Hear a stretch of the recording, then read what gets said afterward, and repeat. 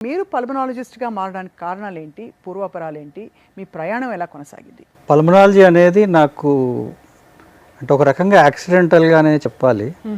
Doctor కావాలని ఉండింది. ఫ్యామిలీలో కూడా దగ్గర బంధువుల్లో డాక్టర్స్ అంటూ ఎవరు లేకుండే. మా ఫాదర్ నన్ను డాక్టర్ చేయాలని చాలా ఆయనకి బాగా ఆసక్తి ఉండేది. సో అలాగే నాలో కూడా ఇంట్రెస్ట్ క్రియేట్ అయ్యి నేను డాక్టర్ అయిన తర్వాత అంటే ఏ ఫీల్డ్‌లోకి వెళ్ళాలనేది అప్పటికి ఆలోచించుకోలేదు. అంటే మా బ్యాచ్లో అంతా ఆ టైంలో యూఎస్కి వెళ్ళడం, యూకేకి వెళ్ళడం ఇట్లాంటి అంటే మా ఉస్మానియాలో చేశాను నేను. సో ఆ టైంలో ఆ ట్రెండ్ ఎక్కువగా ఉండింది. కాకపోతే నాకు సమ్‌హౌ యూఎస్, యూకేల మీద అంతగా ఇంట్రెస్ట్ లేకుండింది.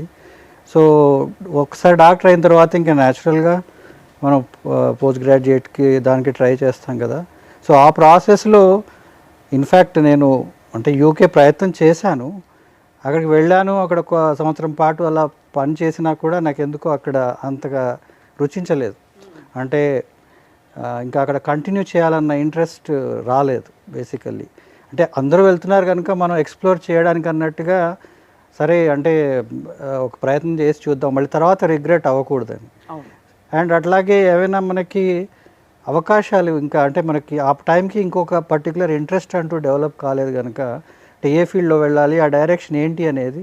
సో ఆ ప్రాసెస్లో యూకే కూడా వెళ్ళి అక్కడ ఇంకా అంతగా నచ్చక దెన్ బ్యాక్ ఇండియాకి వచ్చేసాను.